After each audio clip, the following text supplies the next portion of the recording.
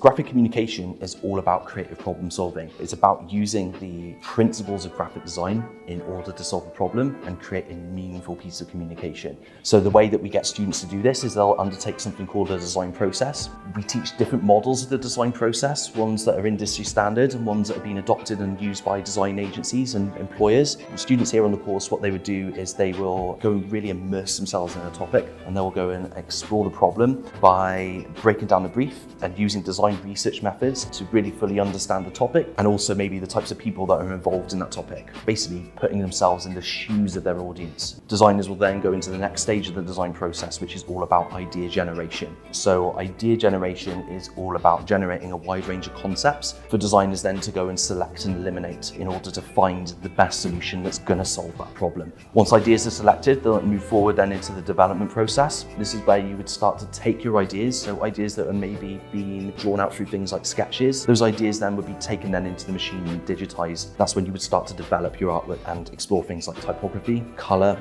layout, grid systems, hierarchy, all of the principles of graphic design then to form a piece of communication.